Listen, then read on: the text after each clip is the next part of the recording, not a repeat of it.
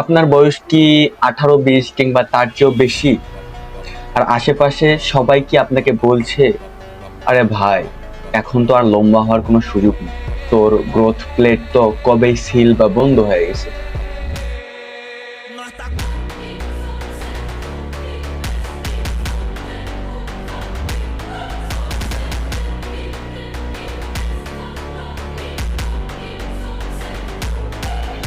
আপনিও কি বিশ্বাস করে বসে আছেন যে আপনার আর লম্বা হওয়ার বয়স নেই? তাহলে আজকের এই ভিডিওটি শুধু এবং শুধু আপনার জন্য। কারণ আজ আমি আপনাদের সামনে এমন এক চমকে দেওয়ার মতো বৈজ্ঞানিক সত্য উন্মোচন করব, যা এতদিন আপনার কাছ থেকে লুকিয়ে রাখা হয়েছিল। আজ আমি প্রমাণ সহ বুঝিয়ে দিব যে আপনার গ্রোথ প্লেট আসলে কখনো চিরতরে বন্ধ হয় না, এবং আপনি চাইলে যে কোনো বয়সেই লম্বা হতে পারবেন। গ্রোথ প্লেট আসলে কি এবং এটি কিভাবে কাজ করে? ছোটবেলা থেকেই আমরা একটা কথা খুব শুনে এসেছি যে আমাদের হাড়ের দুই প্রান্তে থাকা গ্রোথ প্লেটগুলো একসময় শক্ত হাড় হয়ে পুরোপুরি বন্ধ বা ক্লোজড হয়ে যায়। আর একবার এগুলো বন্ধ হয়ে গেলে আমাদের উচ্চতা বৃদ্ধির পথ চিরকালের মতো বন্ধ হয়ে যায়। কিন্তু বন্ধুরা, বিজ্ঞান এক জায়গায় থেমে থাকে না। প্রতিদিন নতুন নতুন গবেষণা আর তথ্য সামনে আসছে।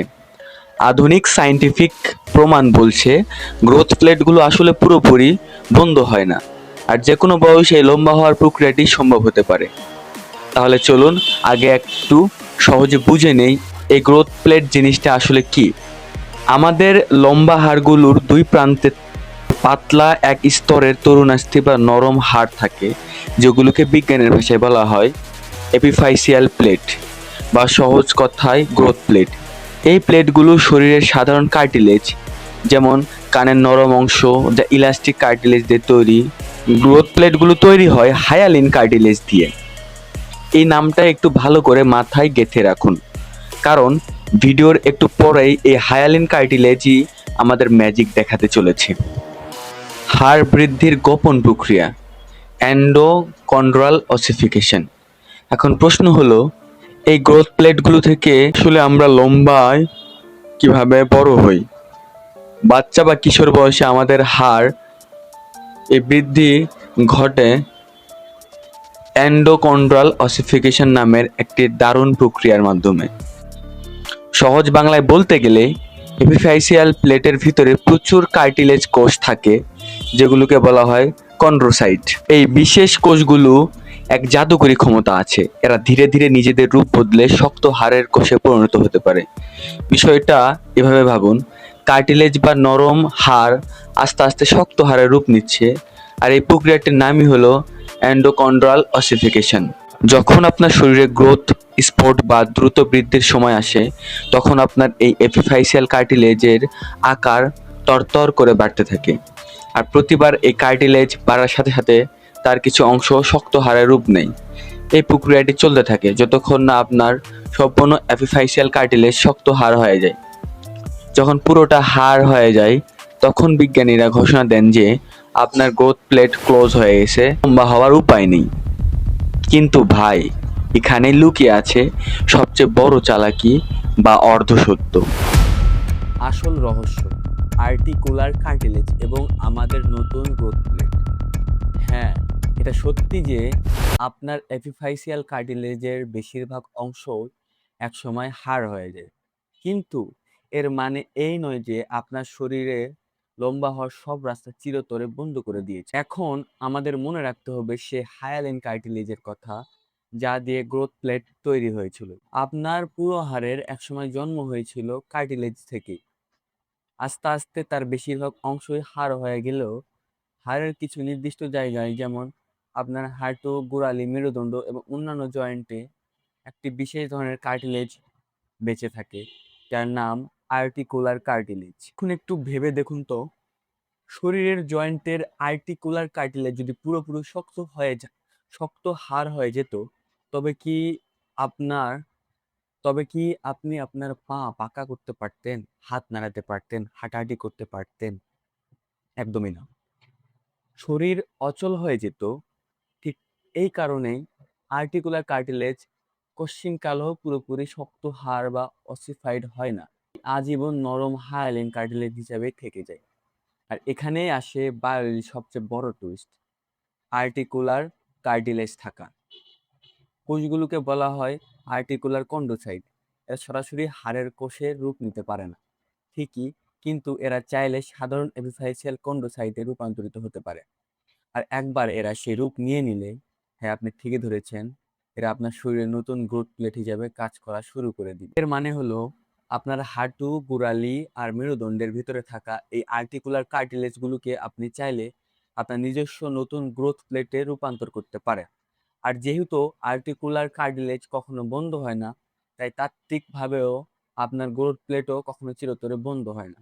বিখ্যাত গবেষক ব্রায়ান কিথ হলের লেখা ফ্র্যাকচার রিপেয়ার অ্যান্ড জেনারেশন বই সহ বহু বৈজ্ঞানিক গবেষণায় এই বিষয়টি প্রমাণিত হয়েছে যে শরীরের যে কোনো কার্টিলেজ বা কার্টিলেজ তৈরিকারী টিস্যু উপযুক্ত পরিবেশ পেলে নতুন গ্রোথ প্লেট তৈরি করতে সক্ষম। সঠিক যান্ত্রিক উদ্দীপনা বা মেকানিক্যাল স্টিমুলি। তাহলে এখন মিলিয়ন ডলারের প্রশ্ন হলো, এই আর্টিকুলার কন্ড্রোসাইটগুলোকে আমরা কিভাবে জাগিয়ে তুলব, কিভাবে সেগুলোকে নতুন গ্রোথ প্লেটে রূপান্তর করার সিগন্যাল দিব। এর জন্য আমাদের প্রধানত দুটি জিনিস দরকার। প্রথমটি হলো যান্ত্রিক উদ্দীপনা এবং দ্বিতীয়টি হলো রাসায়নিক উদ্দীপনা। প্রথমে আসি যান্ত্রিক উদ্দীপনার কথায়।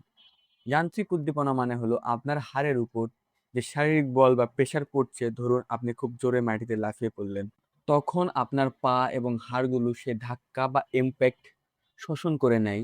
অথবা আপনি কারো সাথে আর্ম রেসলিং করছেন, যেখানে পেশির প্রচন্ড টান হাড়ের উপর পড়ছে, কিংবা আপনি প্রাণপণে স্প্রিন্টিং বা দ্রুত দৌড়াচ্ছেন, এই সব কিছু সংমিশ্রণই হলো মেকানিক্যাল স্টিমুলি।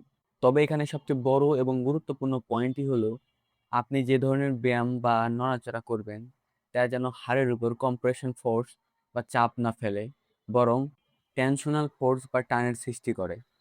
কারণটা খুব সহজ, হাড়ের উপর যখন কোনো চাপ বা কম্প্রেশন পড়ে তখন হাড় চওড়া বা খাটো হতে শেখে, কিন্তু হাড়ের উপর যখন টান বা টেনশন পড়ে তখন হাড় লম্বায় বাড়তে উদ্দীপিত হয়।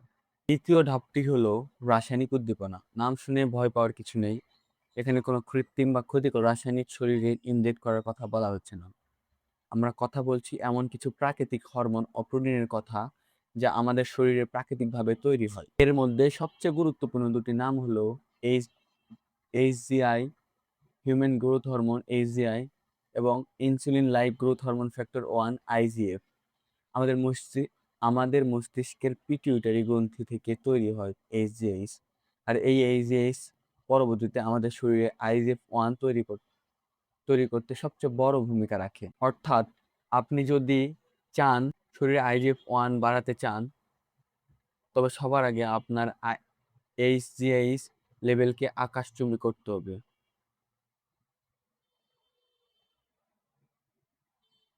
শরীরে প্রাকৃতিকভাবে এইচজিএইচ বা গ্রোথ হরমোন বাড়ানোর জাদুকরী 3টি উপায় নিচে বলে দিচ্ছি। প্রথম উপায়, প্রচুর প্রোটিন খান। প্রতিদিন অন্তত 125 গ্রাম বা আপনার শরীরের চাহিদা অনুযায়ী উচ্চমানের প্রোটিন গ্রহণ করুন। প্রোটিনে থাকা অ্যামিনো অ্যাসিড এইচজিএইচ বাড়ানোর জন্য একদম অপরিহার্য। বিশেষ করে এল-আর্জিনাইন নামের অ্যামিনো অ্যাসিড একা আপনার শরীরে এইচজিএইচ লেভেলকে প্রায় 400% পর্যন্ত বাড়িয়ে দিতে পারে। দ্বিতীয় উপায়, গভীর ও মানসম্মত ঘুম। এই পয়েন্টটি নতুন করে বুঝিয়ে বলার কিছু। রাতে গভীর ঘুম আমাদের পিটুইটারি গ্রন্থিকে গ্রোথ হরমোন রিলিজ করার জন্য সবচেয়ে বেশি সুযোগ দেয়। তৃতীয় উপায়, হাই ইন্টেন্সিটি স্প্রিন্টিং। পুরোনো আমলে সে দৌড়ঝাঁপ বা স্প্রিন্ট আবার রুটিনে ফিরিয়ে আনুন। খুব সহজ নিয়ম, 10 সেকেন্ডের জন্য আপনার সর্বশক্তি দিয়ে সর্বোচ্চ গতিতে দৌড়ান, ঠিক যেন ক্ষুধার্ত শিকারী তার শিকারের পেছনে ছুটছে। এমন 5টি স্প্রিন্ট দিন এবং প্রতিটির মাঝে 1 থেকে 3 মিনিট রেস্ট বা বিশ্রাম নিন। সপ্তাহে মাত্র 2 থেকে 3 দিন এই এক্সারসাইজ করুন। আইজিএফ-1 এবং ইনসুলিনের সঠিক টাইমিং ও কম্বিনেশন। এবার আসি সবচেয়ে টেকনিক্যাল এবং মোস্ট ইম্পর্টেন্ট অংশে, মনোযোগ দিয়ে শুনবেন। আইজিএফ-1, ইনসুলিন লাইক গ্রোথ ফ্যাক্টর 1। কথাটির মধ্যে ইনসুলিন শব্দটা লুকিয়ে আছে। এর মানে হলো শরীরে এই গ্রোথ ফ্যাক্টরটি তৈরি হওয়ার জন্য ইনসুলিনের উপস্থিতি অত্যন্ত জরুরি। পাশাপাশি এইচজিএইচ ও সমানভাবে দরকার, কিন্তু সমস্যা হলো ইনসুলিন এবং এইচজিএইচ হলো একে অপরের পরম শত্রু বা অ্যান্টাগনিস্ট। এর মানে হলো আপনার রক্তে যখন ইনসুলিন বেড়ে যায় তখন এইচজিএইচ বা গ্রোথ হরমোনের মাত্রা ধপ করে নিচে নেমে যায়। তাহলে উপায় কি? আপনি কিভাবে একাধারে উচ্চ এইচজিএইচ এবং উচ্চ ইনসুলিন দুটো একসাথে পাবেন? এটির একটি বৈজ্ঞানিক সমাধান বা ট্রিক রয়েছে যা আমি আমার দর্শকদের জন্য সাজেস্ট করি। সারাদিন নিয়ম করে প্রচুর প্রোটিন খান, কিন্তু কার্বোহাইড্রেট বা মিষ্টি জাতীয় খাবার থেকে দূরে থাকুন। এরপর বিকেল বা সন্ধ্যার দিকে আপনার সেই স্প্রিন্ট সেশনটি সম্পন্ন করুন। স্প্রিন্ট শেষ করার সাথে সাথে আপনার রক্তে এইচজিএইচ লেভেল একদম হাই পিক পর্যায়ে চলে যাবে।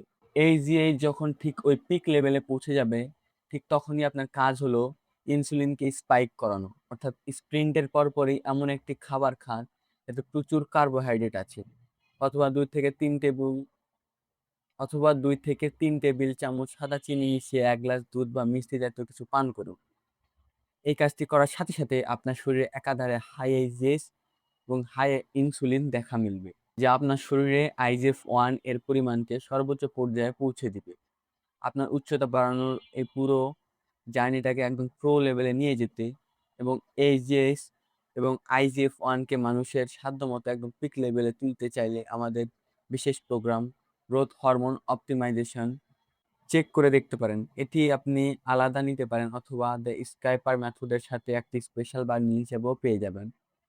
সমস্ত কিছু পাওয়ার জন্য ডিসক্রিপশন বক্সে আমাদের হোয়াটসঅ্যাপ নাম্বার দেওয়া আছে, যেখানে আপনার মেসেজ দিলে আমরা আপনাদেরকে সামান্য কিছু সম্মানের বিনিময়ে দিয়ে দিব। কজ গাইস, এটা যদি আপনাদের ফ্রিতে দিয়ে দেই তাহলে আর কি এটার মূল্য থাকবে না। কজ এটা আসলে অনেক কষ্ট করে বানানো, সো এটা পাওয়ার জন্য একটু হইলেও তো আপনাদের কিছু দিতে হবে। তো গাইস, আজকের ভিডিওটি এই পর্যন্তই। দেখা হচ্ছে নেক্সট কোনো ভিডিওতে। এ পর্যন্ত সবাই ভালো থাকুন, সুস্থ থাকুন। আল্লাহ হাফেজ।